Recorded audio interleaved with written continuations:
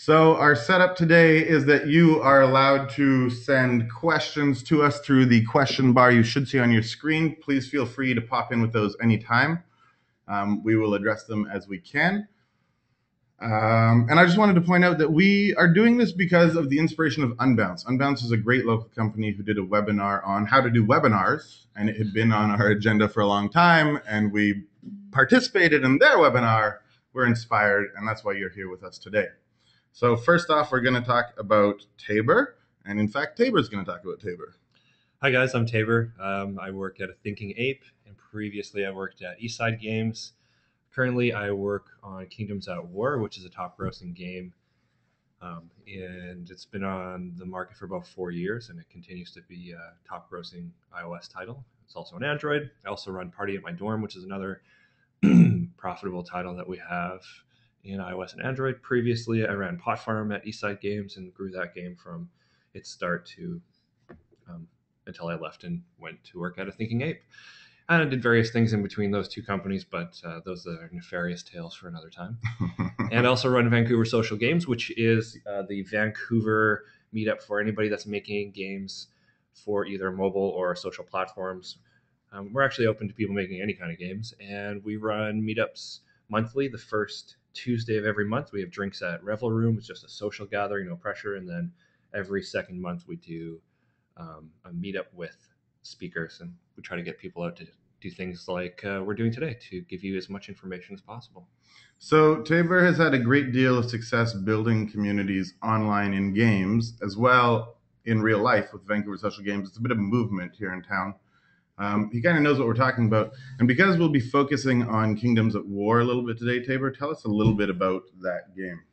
All right. Well, Kingdoms at War is sort of like a it is a building game. It's a strategy fantasy building game where you have your kingdom and you build it up, and then you fight either monsters or you go and battle other clans. So it has a very rich PvP structure. We have a really intense community, and it's a really exciting game. Very social, very competitive. And to be clear, building and fighting games are a big thing right now. Everybody's trying to do Clash of Clans, but you guys have been at this for years with your success, right? Absolutely, yeah. Clash of Clans is a little bit more in depth because it involves sort of like a strategic tower defense. Placing your buildings where you place your buildings really matters. Our game is a little bit more simple in that you get units which you can then go and use to fight, and it's the fighting and all of the sort of interactions between the two people that are fighting is pretty light. It's really, there's a lot of button mashing, and the real complexity is in the strategy behind it and how you build up your kingdom and how strong it is and the different ways that you can do that. Whereas Clash of Clans is very much about the gameplay, like the fight mechanic in Clash of Clans is, if you've played it, can take you at least a minute to actually get through an entire battle. So it's a little bit different in that respect. And Clash of Clans is also much more polished. It's a highly polished game. And ours, being 4 years old, is pretty lightly polished, Yeah. I guess. Which does not stop the rabid fandom. Kingdom at War fans are kind of known if you pay attention to this kind of thing. So let's talk about challenges of growth as a whole. And so everybody's clear. Tabor put together a really great presentation a couple months ago called 41 Shades of Blue, and we'll get into that. We've sort of synthesized that content into this. And so here's me jumping in and saying, I see 4 challenges with growth for the most part. Finding new users, obviously, and users actually aren't all that valuable to you. Good users are valuable. On the slides, you can see 2 examples of why somebody would be a good user, because they're bringing money or friends. We all know the old Zynga saying, pay me, pimp me, or piss off. There's a lot of truth to that. The other issues you can face in growth and growth and engagement and acquisition, I mean, these all kind of blur together in some senses. But we've got first day retention, long-term engagement, re-engaging lost users. A lot of what we're going to talk about today is focused on the long-term engagement. But all of those things that you see on the screen are forefront on our minds. So if you want to talk about any of that, Tapstream's really good at this. Tabor's really good at this. Again, feel free to hop in with your questions at any time.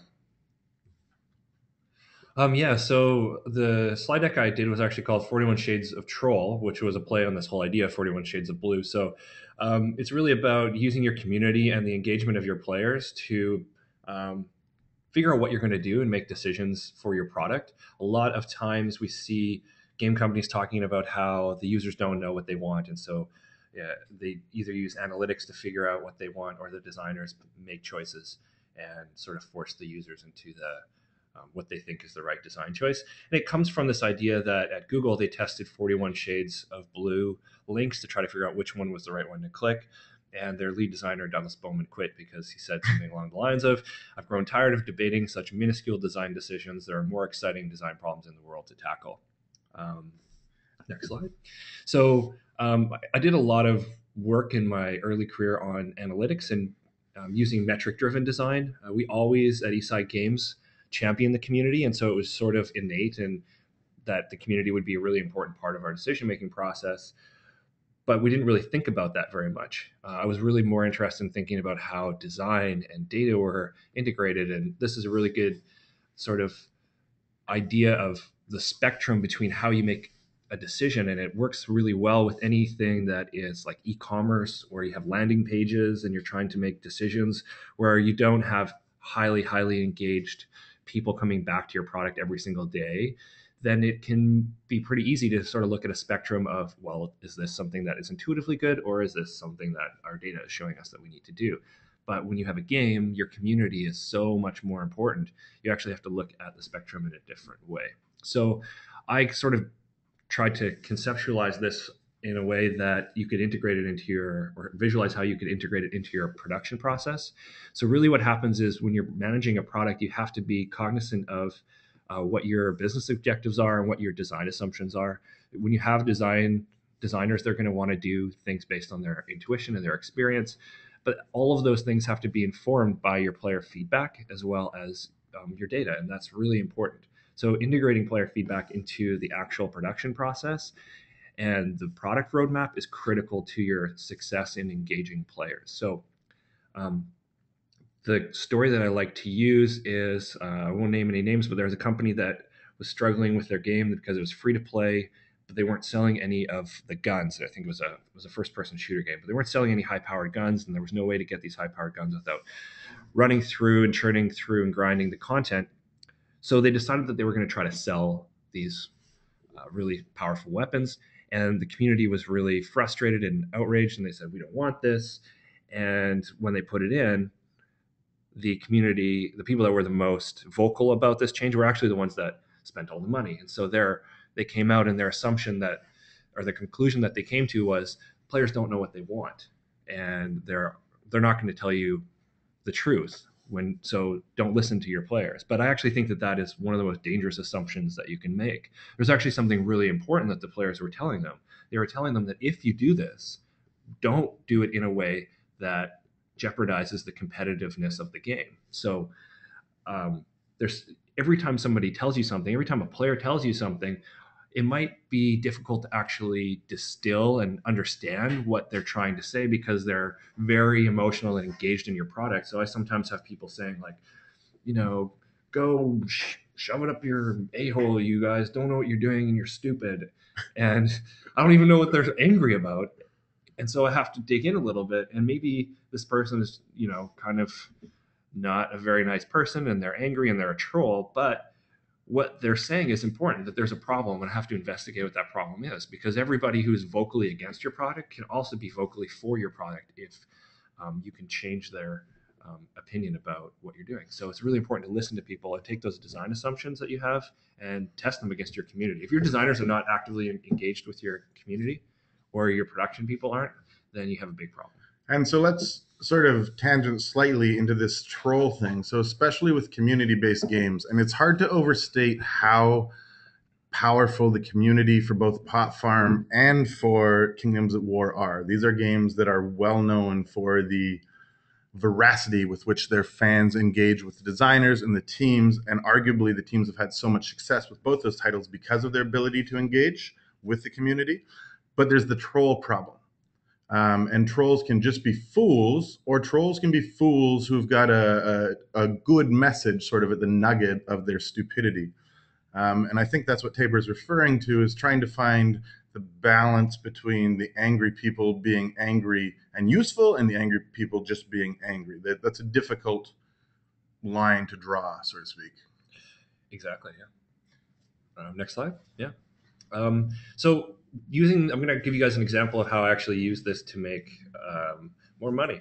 So one of the things that can happen with a game and with any product really is that you try to optimize for your local maxima. So when you do things like improve your first time user experience, or all these small changes that people talk about, like, oh, you need to have your in-app purchase within X number of sessions, and you need to get your day two retention to this amount by having I don't know, a login bonus. All these things are actually really small changes that don't really push you to an entirely new local maxima. So the idea is that you can optimize around that blue area and you can make all these changes. But the problem is that if you don't ever step outside of that realm, if you don't try anything new, you're only actually like there's no way to get to some new point where you can then where you can optimize for. So the way to do that is to find ways to look at player behavior, find emergent behavior, find new game mechanics that maybe that aren't part of the game currently, that are completely different,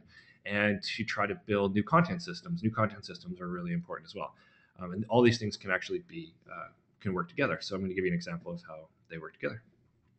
So we always try to do things like we have a big hacker mentality at A Thinking Ape, and this is sort of my attempt to show how that works when you're doing live product changes. So I see this a lot, and I've been very guilty of doing the thing where you say, like, we have this great idea for a feature, and then you spend 2 months or 3 months building it and perfecting it, and then you launch it and it's a complete flop because it's not what people wanted anyway.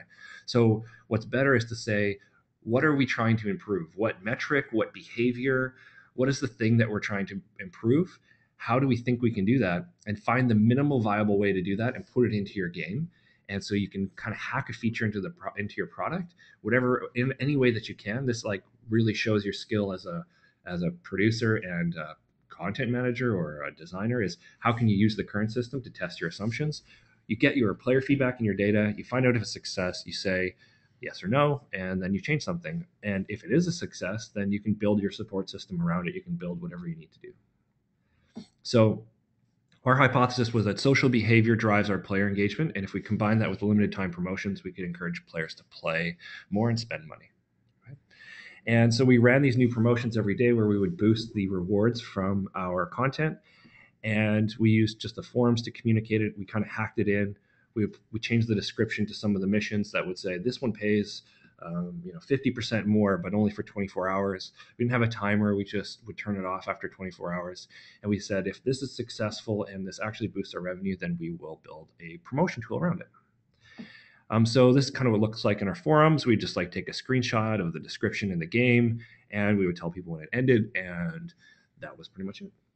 So one of the things that we found was we would get small, like this is one of those examples where you can see these ups and down curves. Well, the up and down curves are when we would have promotions, and none of them were really optimizing.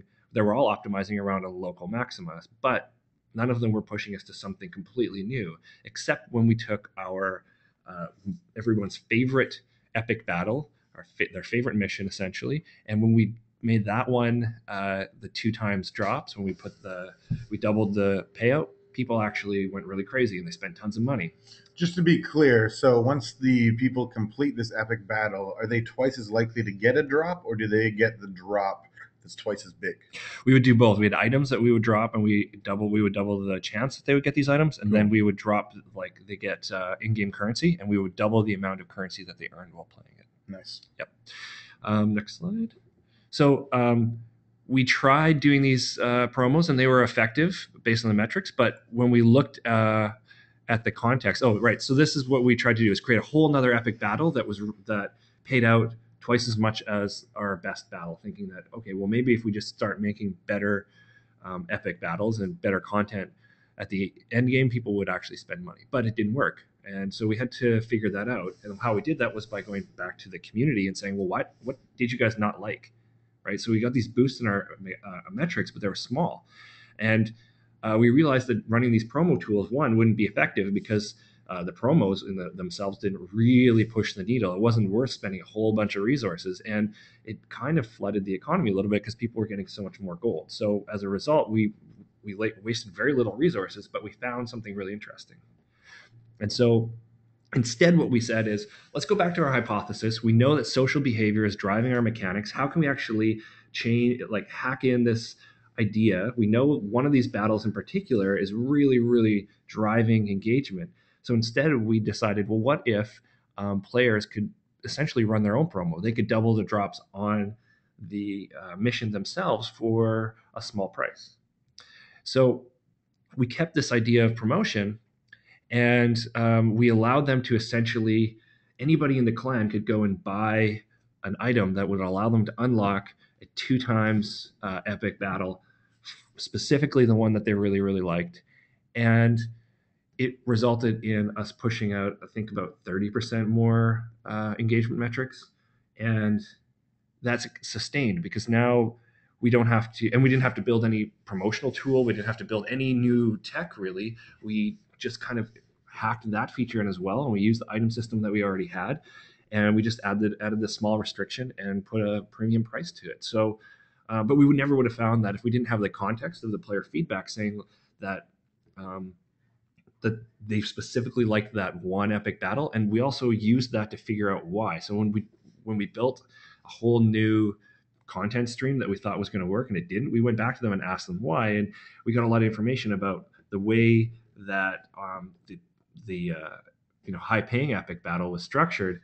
Things like when the when the item phase came in, so when they could use their items on the phase and how fast they could do it and how different members of their clan interacted with that specific mission was really, really important. We just made the assumption that it was because it paid out 2 times, but we didn't have that context. So that really helped us to figure out what we should do to make the feature better, and we couldn't have done it without our player feedback. Yeah. I guess. And so again, yeah, just pushes us to a new local maxima, and then we can optimize around that and try the same. And this picture is great because the simple metaphor of you can keep trying to climb the short mountain that you're on, or you can go get on top of the next mountain that's in the distance. And obviously the effort involved on getting to the next mountain is significant, but the heights that you can see are even more significant. The view of your bags of money could be quite beautiful. Well, and we're really butch. This is actually like an engineering problem. This is where that comes from. It's a mathematical engineering problem. We're really butchering it, but it really is actually a good product example as well. I tend to butcher technical things. Yeah, me too. So the other thing that is really important is how you get feedback from your players, and this is really important for growth and for engagement. So we have I kind of conceptualize it in 3 different ways. You have your customer support. That's when there's a problem with your game. You need somebody to help manage accounts and make sure that people are getting their items and dealing with people hacking and all that kind of crap. So that's all customer support based. Then you have your instant feedback and your community. Do we keep these slides? Yeah. Okay. Keep going. So here's an example. I think we use Desk at ATA. I've used tons of products like this for bug reporting, and you give people the ability to report bugs, and then you deal with them. And it's all account support. It's pretty basic. It's in every industry. The good thing for player instant feedback is really great for production managers or designers or anybody on the team, really, because it gives you the instant feedback. So if you launch something and there's a problem, you get this instant feedback. We actually get it as a GChat message. Anybody that sends us feedback goes straight to a GChat window that I have open on my computer all day long. Who else gets to see that GChat window? Everybody. That's cool. Everybody can see it. So sometimes if I'm busy crunching on something in the corner, I'll get an email from one of the founders saying, "Hey, I see this feedback about something. What's going on?" And sometimes it's nothing. Sometimes it's really important. So it makes everybody visible on what you're working on. So that can be kind of intense sometimes, but it also means that you have full coverage at all times, really. It's cool to note that the founders, and there's 3 of the smartest guys I've ever met, started A Thinking Ape. It's cool to note that as Tayber's working away building their games, they're checking the feedback support as well. That's walking the aisles in the internet era of things. That's having your ear to the street. And I think that probably is something of a testament to why they've been so successful. Yeah, I would say so. Yeah. Then community. So This is where we run contests. This is where you really engage with players. You find out what they actually think about things. You can run contests. You can, uh, we have a whole ideas and feature request section that I spend a lot of time just talking to players. And I think it's really important that your designers do this and tell them why you aren't building something or why you are building something.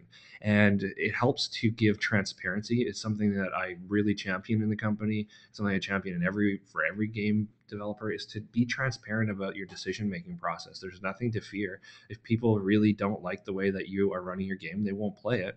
But if you tell them why you're making decisions and why you're running it that way, they're more likely to engage with you and feel good about your decisions, even if they don't agree with them. People just want to be heard for the most part. Can we talk about the tools that your community uses? So I know at Pot Farm, the biggest community resource, I believe, was a fan-man site. Isn't that right? Oh yeah, at Eastside Games for Pot Farm, they have this guy named Guru Steve built his own website that's like a guide to how to play Pot Farm, and we have a lot of these as well. One of the things was that, oh hey, Stephen McDonald's saying hello. Hey man, how do you guys feel at ATA about the vocal members of your community? Oh, I guess I can read this out loud to everyone. How do you feel at ATA about the vocal members of your community represent a small portion of your audience, i.e., the squeaky wheel? Oh man, that's a really good question, and it's a problem that you have to deal with on a day-to-day basis. Typically, the way that I look at it is that the people that are the most vocal are also tend to be the most engaged. So it's really a balance of understanding who your players are and who the people in the community are. So we actually also have a chat group of beta users that are like some of the most opinionated squeaky wheels in the game, and we kind of talk to them and we use that group to try to figure out what features are going to be good and bad based on a lot of different opinions. Another thing that you have to be careful of is that you don't um, sort of fall into the trap of some of the squeaky wheels. So actually, I can give an example. We had a clan in our game that decided they were going to hold all of our mods hostage and they were going to farm our mods until we fixed all of these like features in the game, which was really interesting because I'd spent like a whole week before that talking in the forums about how I was going to fix all these features in the game. But these guys in particular didn't spend any time in the forums. So they just all of a sudden made this big like revolt inside the game. And it was really interesting to deal with. So what we did is we just said, okay, well, we're here, we're listening. What do you guys want to talk about? And the rest of the community actually came around and said it was a huge debate.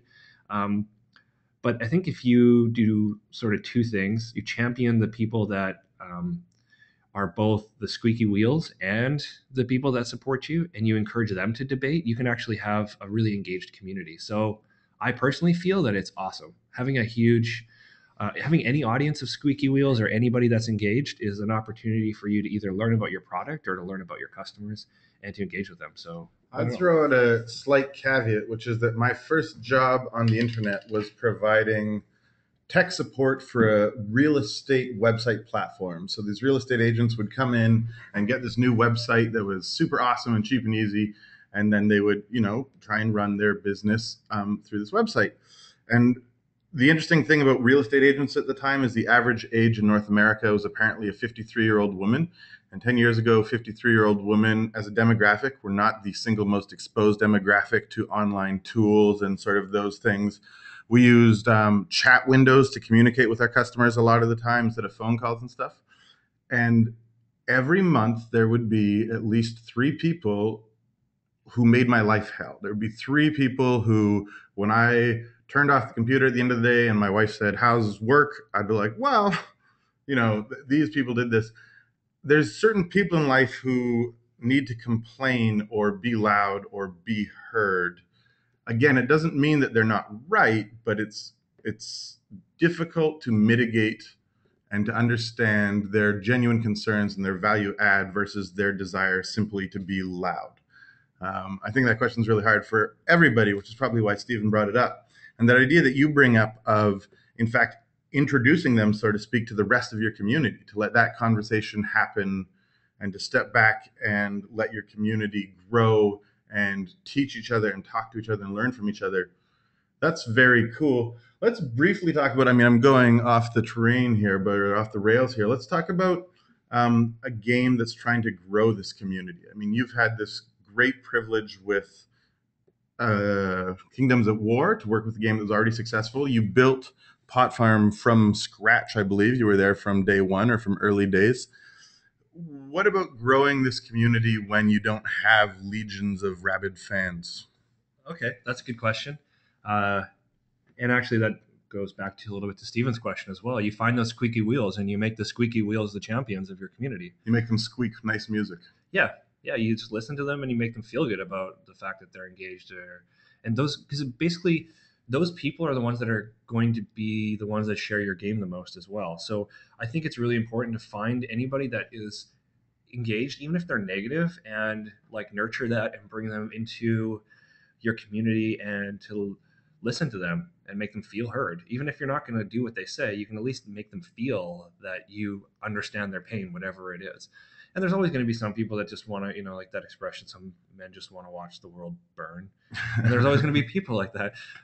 And, typically in a community, those people will get dealt with naturally, but it also harkens to the skill of the community manager that you employ, and I think that's really important. Community managers are like the unsung heroes of the gaming world, and I think you really can't understand it unless if you're doing it yourself. So you should spend time doing community management if you don't already. And everybody on the game team should really do it, except engineers. You guys say the wrong things. Sorry, I'm sorry. It's true. Sometimes I'm going to put out engineers' fires.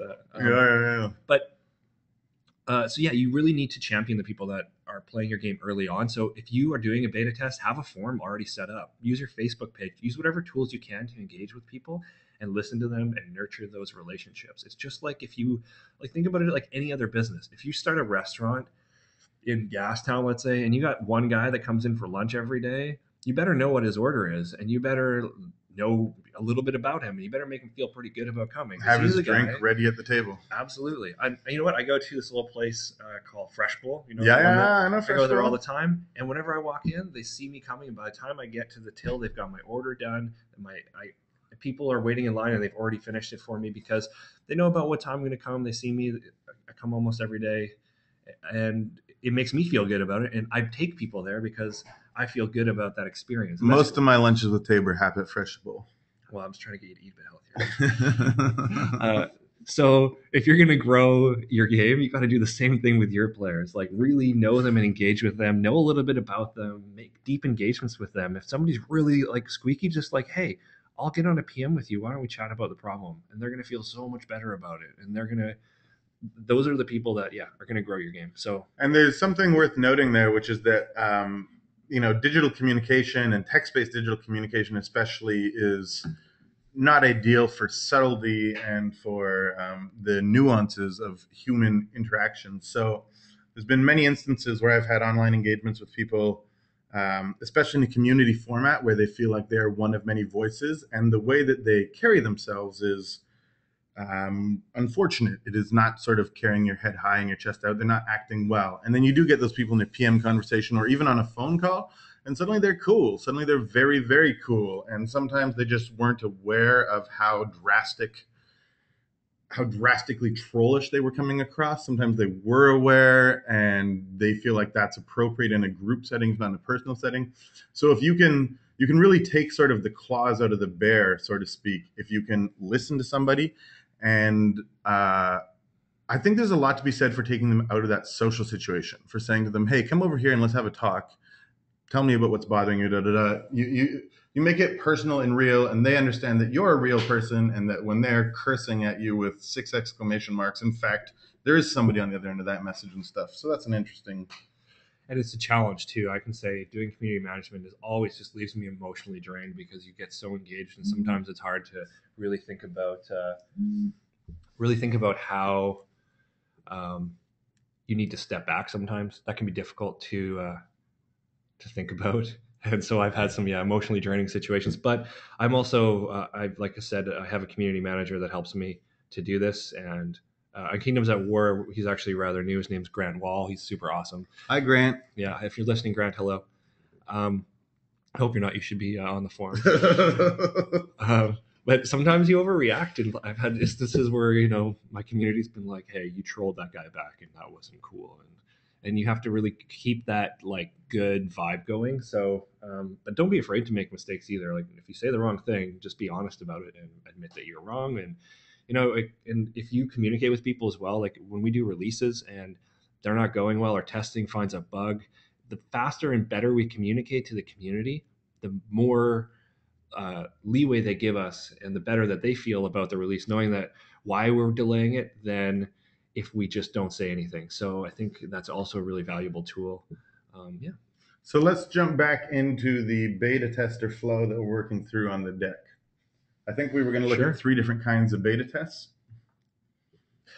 Yeah. Okay. So this is an example of a dedicated beta tester. So this is when you have like a group of people and you need to test a feature that is sort of high profile, and you want to get some like really solid feedback before it goes to the community. So where do you get the dedicated beta testers? Same place as we talked about before, just in the community. You find people, you either find people that will give good feedback by engaging with your community and knowing who those people are, or you ask the community who would be willing to, and you can make it as complicated or as simple as you want. You can have a whole screening process. Let's backtrack one step actually, because we started talking about the community at Pot Farm and Guru Steve. Steve. But then the other thing that's interesting to me is with Kingdoms at War, I think you guys are using third-party forums and stuff for managing your community. Yeah, it's just BB forums. Is that normal to do? Is that sort of the par for the course for these successful mobile social games?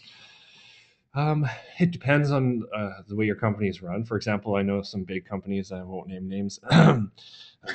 Never mind. Well, you already said the Zynga word, so okay. Yeah, we can slang Zynga. It's cool. And it's not even to slang them, but I find like if you try to report a bug in some bigger companies, I really believe, and I don't know this for sure because I haven't worked at any of them, that their philosophy is to make it as hard as possible to actually talk to somebody at the company so that you just go away. That's how it feels. So I think that you should actually make it as easy as possible. You can actually get to our forums in game. You can just like tap the forum button and it takes you straight to the forum, and that's really useful. On platform, we were a Facebook game, so the Facebook platform was the perfect way to interact with people, and that was really great. But they don't have great tools for interacting, and they got rid of all of they used to have all kinds of back-end tools for a game, and they got rid of most of them, so you just have your main page and private messages. And then we just used Gmail for like support, and then eventually we got more sophisticated. But yeah, I think the tools that you use don't really matter as long as you can make it really easy for the players to talk to you, and you spend a lot of time in there talking to them, and you're able to engage. That's more important than the tools. Cool. Let's look at our next type of beta testers. I'll go back one sec. I just want to say that this is really, really useful for focus group, but the cons are that you don't get to touch a lot of players. So if you do a focus beta test, you can't really test scaling. You can't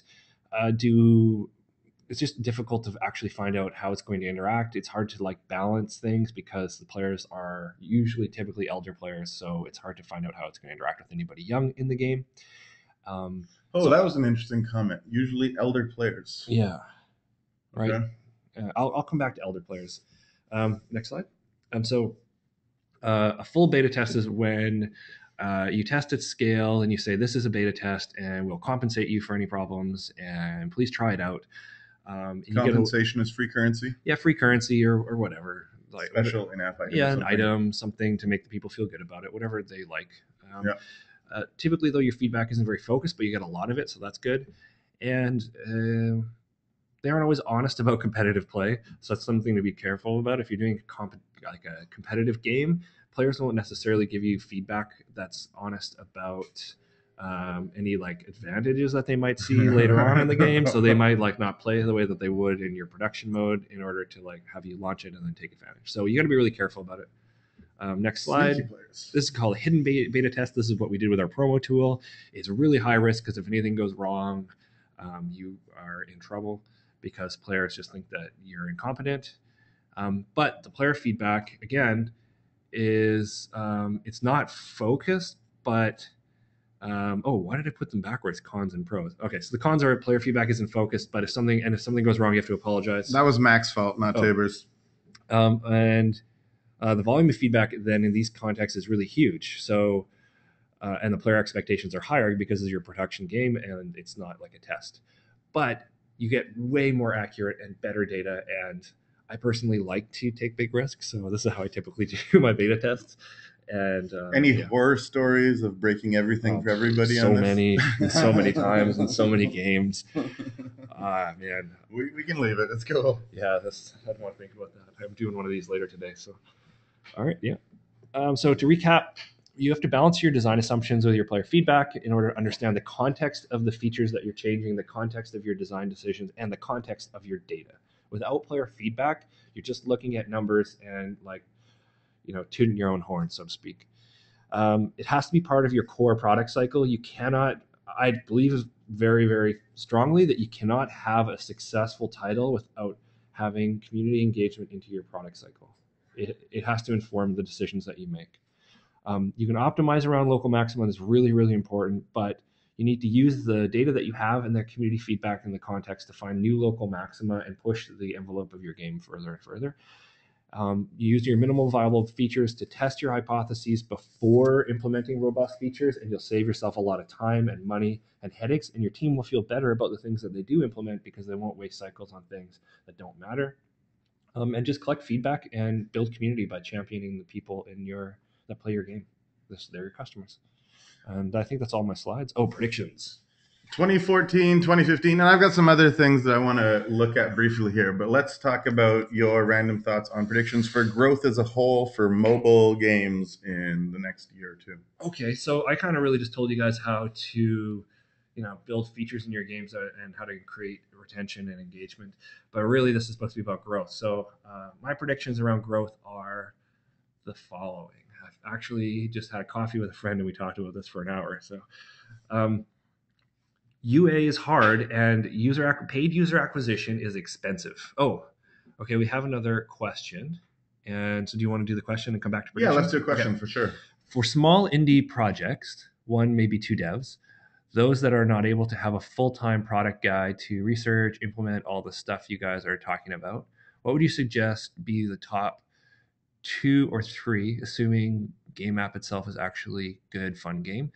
What should be the things that they should do given their limited resources? What should they do? So I'm assuming you mean like what types of features? Give us a little more context on the question. This is fantastic. Love the question, Sham. Just a little bit more detail. So, I mean, this is kind of I've had this question happen a lot or asked of me a lot. Like, what should we do? We're a small team. We think we have a fun game. Well, I think you actually have a really good opportunity in that it's not hard for both of you to be completely ramped up on what people want because there's only 2 of you. So what are the top 2 things, given all that I've talked about, that you should do? Well, the first thing is get a forum for your game and get players into it as much as possible. Push as many of your players to that forum so that you can learn from them and find out what they want, what they like. Quick question to add to that. Is there any obvious way to reward people for either registering for the forum or participating in the forum? Is there anything like that we can do, stepping outside of the app for the community social and then back in the app and that kind of thing? Yeah. I mean, there's all kinds of tools that you can use. Cool. It really depends on what your game is like. If your game is has like a robust economy, you can just simply take their username and give them currency for being cool. We actually have an achievement in game that players in the forums can vote for other players that they think are champions, and then they become the Valiant Knight and they get their own achievement. Oh, that's cool. Community nominated champions get special achievements. Yes. Wow, you guys are really good at this. But 2 things for the small indie dev. One we threw out there was the forum and getting users into the forum. Yeah, so get your players into your forum and interact with them. I think the next thing that I would do is to create, this is more of a feature thing, is to create a content pipeline, like a way to launch features easily or to launch content easily. So typically in like an early stage game, you've built this really great game, but it's pretty like insular. It's pretty, you don't have a lot of ways to improve the content. So come up with like a content system or a way to push content into your game that creates a longer game and that you can test things. So maybe, for example, you have like 2 power-ups in your game, let's say. Well, find out a way to test power-ups easily and push power-ups into the game, all kinds of different ones. How do you get your data from without doing an app update? How do you get a server to then send that data to the app and allow players to try like a new piece of content? So that's what I would really focus on if you're a young team and you don't have that feature in your game, because it allows you to iterate much, much more quickly. So engage with your community and build whatever tools you can to iterate quickly on ideas. Um, so those are the two things that I would do from a product side. But from a growth side, I would the first one still applies. Your forums are going to be really, really good for growth. But the second thing is also you need to track certain metrics, and the metrics that are important, really important, um, are obviously how much money you're making. The second one, though, is your retention in your game.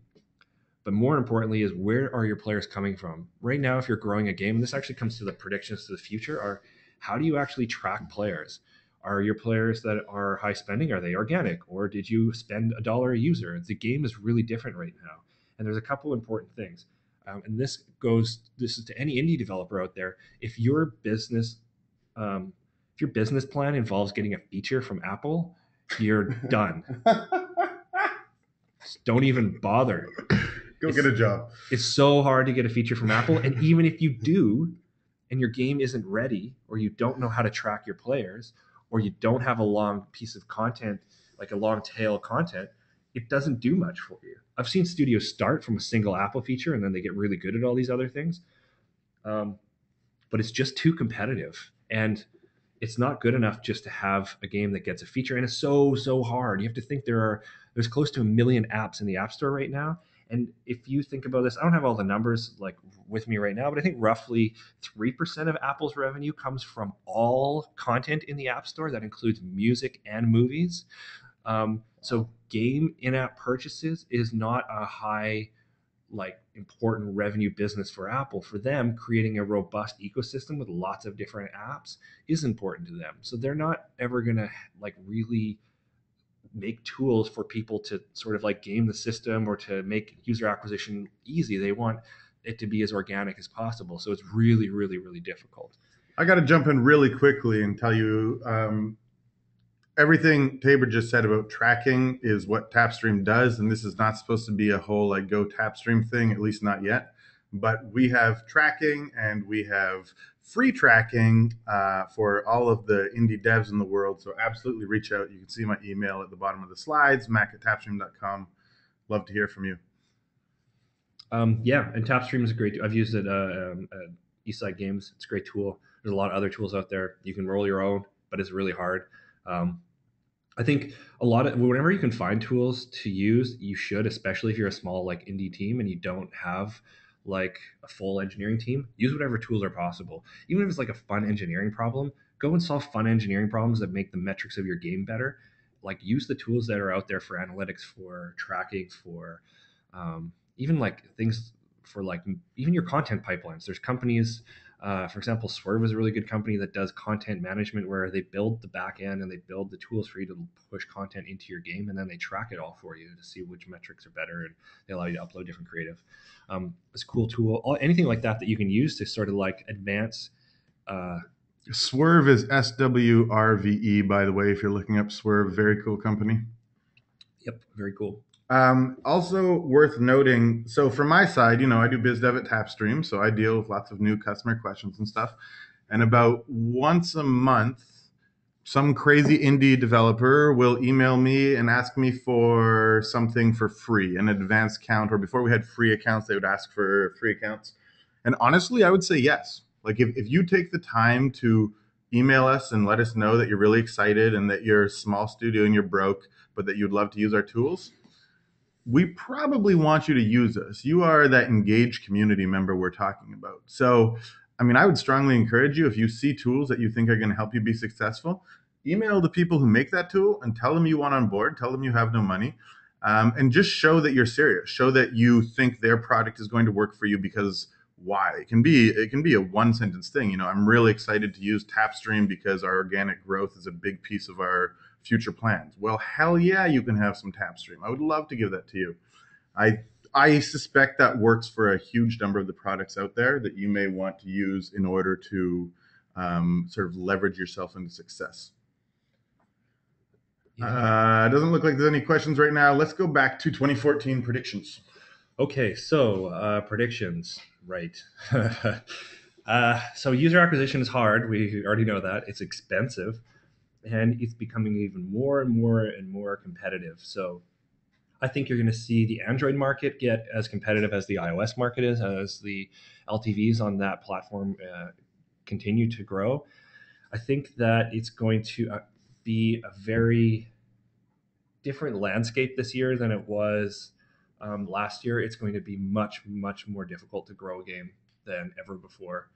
And the games that are going to grow, I think, are going to be the ones that are able to really find a niche market or a market that previously was niche and make it a more global market. So, an example of this is the one that we all like to talk about, Clash of Clans.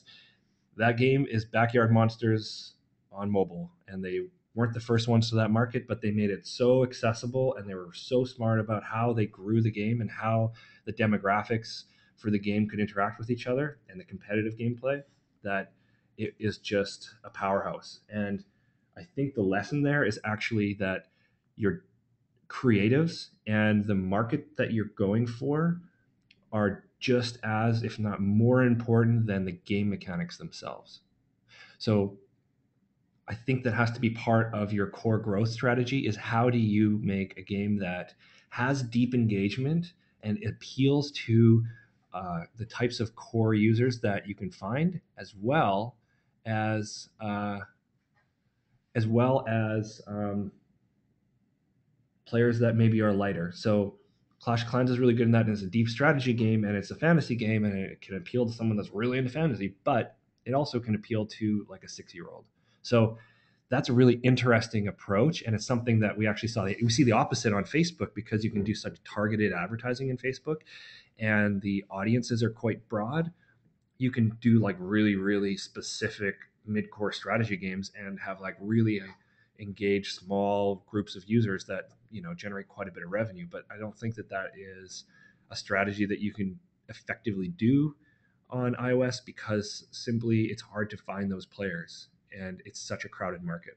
I have a question. What about Windows 8 or Windows Phone 8, I guess? Yeah. I wouldn't bother personally.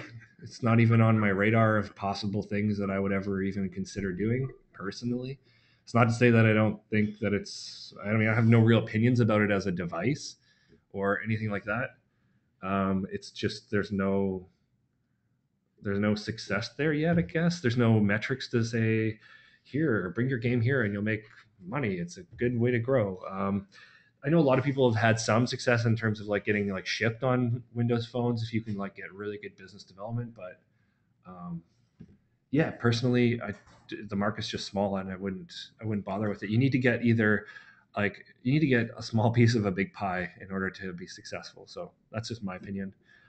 So, user acquisition traditionally in the game space is thought of going to the ad networks, buying ads. It used to be burst campaigns. Now it's more sustained and everything. One of the challenges that we as an industry face is the sort of, it's not exponential, but the rising cost of paid user acquisition. I don't know exactly what the numbers were this December, but this December they hit all times high. I heard something stupid like $8 on one day to get, I don't know. Over Christmas, Yeah. I wouldn't be surprised to see much more than that. So, as these indie developers, or at this point, not even indie developers, but like small successful studios are trying to figure out how to not get squashed by Gree and DNA on their opening days. And it's interesting that we're now using two Japanese companies as our examples of the elephants in the room. But as those guys are sort of taking over the paid UA market, what kind of channels do you see outside of networks for growth? Outside of ad networks, well, Facebook for iOS is getting really good. You can target players really, really well. So that's a really important channel. Have you seen much success on Twitter? People trying to use viral growth on Twitter. You guys should see his face here. It's not nodding yes. There is a mild distaste and large disgust across his pretty mug right now. Yeah, I mean, a lot of these questions you can just answer yourself. Like, would you ever go and play a game that was viral on Twitter? What did QuizUp do to get all their users? They were using Twitter, weren't they? I don't know. I don't know a lot about QuizUp. I mean, so there's sort of two general approaches, right? You can either take a game that has a really high LTV that is really deep and appeals to a small audience, and you can develop that and nurture that audience, and you can grow that user base. Or you can make a game that is highly viral and has a low LTV, but it touches tons of people, right? So the two examples would be, um, and then that's why Clash Clans is interesting because they are able to bridge both. So um, Kingdoms of War is an example of a high LTV, smaller audience, and another game would be like Draw Something, right? Mhm. So if you're looking to grow a game and you're thinking about viral mechanics, well, the thing about those games, Draw Something or even Song Pop, are that they aren't fun unless you're playing with somebody that you know. And you can inherently, within a few seconds of playing the game, see how it would be fun to play with somebody else, right? Yeah. So it becomes a really powerful tool to grow just using your mechanics. And it's not like that's tacked on. It's not a viral mechanic that they're like, well, we should make it so that you can send friend requests.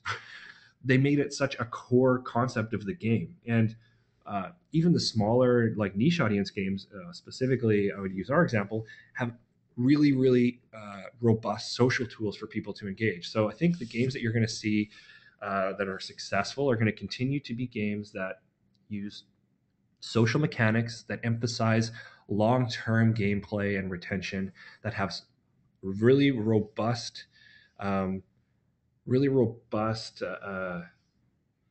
content channels and that appeal to a wider audience. And that's something that can be really, really difficult to figure out. And I'm not creative enough to figure that out myself, but that's kind of where I would hedge my bets. Also, I think you're going to see by the end of next year, I think there's going to be uh, a lot more tools to do like what Tapstream is doing and track your users better and to find more accountability in the ad space, because right now it's like the wild wild west and we're all out there digging for gold in the creek, and you got these like guys just standing on the side trying to sell us pickaxes and shovels, and they're the ones making all the money off of our hard work. I don't know if that's necessarily true, but companies like Chartboost, like their innovative way to allow you to share users between two games and cut out the middleman. I mean, they stay the middleman, but they give you the tools to like cut out a big chunk of that process. So that's really innovative. They're a great company. I think you're going to see a lot more of that, a lot more cross promotion between games, and I think you're going to start seeing even more than it already is happening. Games like crossing the boundary into popular culture. So like Candy Crush now has done that, and I think Clash of Clans has. Like even last year I was in New York and they had like all Times Square was just Angry Bird space. And that was crazy to me. So like you have to realize that this it's not a gold rush anymore. It's a very like that I hate the term, but it's a red ocean market. And so the budgets are going to be bigger, user acquisition budgets are going to be bigger, teams are going to be bigger, and the little guys are going to get squeezed out a little bit. I think you're going to see a lot more indies going to Steam. Right? There's a little game called Starbound that just sold 1 million copies in their beta on the Steam like pre-sale. Greenlight thing. The Yeah. Greenlight thing, and they're like $14 a piece, and it's just the Terraria game with spaceships, right? But the thing is, they found something that people want, right? It's like Yeah. the blue cow problem that Seth Godin, that marketing guy, Yeah, talks yeah. about. Purple cow. Or purple cow, yeah. Yeah, yeah, If you're driving through a field and you just see brown cows, that's not remarkable. You're not going to stop. But if you see a purple cow, you're going to pull over. You're going to take pictures. You're going to phone your friends. You probably even call the cops. What the hell is a purple cow doing in this field? And what does it mean? People are going to start like a cult about this purple cow because it's so different and unique and interesting. But it's still just a freaking cow. Yeah. It's just purple. Like that's kind of the idea that I think you have to approach games is what are you going to do that is going to get people's attention, that's different, that are just going to get people talking, right? Pot Farm really was an example of that because nobody had ever made a really good like pot simulation game, and on Facebook it was something that people could share and it was interesting and fun and it just exploded virally. So if you're a small company, try to find ways that you can hack growth through your content or your mechanics that either people aren't doing or that you can find a good audience for. Okay, so we are going to wrap up here. A couple things. One, let's go to our round of applause slide. Woohoo! Everybody clap wherever you are. Make your office look at you like you're strange and say, thanks, Tabor. Actually, thank you all for listening to me. I like having an audience. Yeah, it's fun when we're not just ranting to each other at the bar. It's true. We have a note here that says stick around to hear how Tapstream can help you grow organically. We were going to actually show you a demo of Tapstream. Due to time constraints, we're not, but Tapstream, I don't think I even gave the spiel yet. Tapstream helps you understand where your users come from. So there's that great expression, which is I'm wasting half my marketing budget. I don't know which half. Tapstream solves that problem. So we're going to help you figure out which channels are driving your downloads so that you can get good at getting users. And we're not just going to do your downloads. We're going to do your good downloads. That's what's interesting to us. What's up, Western Australia? Thank you for your very, very sleepy clap. I thought that was a creepy clap, and I was starting to get weird, but I got it. Thank you. Send us some of that warm weather you guys are having, if you still got it. Feel free to email mac@tapstream.com. I would love to hear from you about questions, thoughts, love, hate. I'm a big fan of hate mail. Feel free to send that. Please reach out to us on Twitter, Tapstream app, if that's something that you need to do, if you want to talk to us. And tweet about this webinar. If you think this was worth your time, we'd love to hear from you. Hashtag UA is hard at Tapstream app. We're going to do another one of these in a month. This was our first one. I think it all went really well. It doesn't look like anything exploded. So again, thank you for coming. Thank you, Tabor. And let's wrap ourselves up. Well, one thing before we go. One thing before we go. You can also reach out to me, obviously, through Twitter. I'm not very good at Twitter. But he's not a Twitterer like I am. Yeah, that's true. I'm not. Anyway, I had a really dirty thing to say on the webinar. Also, if you really want to get in touch and you're in the Vancouver area, come out to one of our meetups. I think the next one is February the 2nd. Okay. Which is just a social drink night at Revel Room. So it's the Tuesday, whether that's the 2nd or 3rd, I can't remember off the top of my head. Or you can also email me, tabor@athinkingape.com. If you have any other questions, please reach out. Oh, and last one.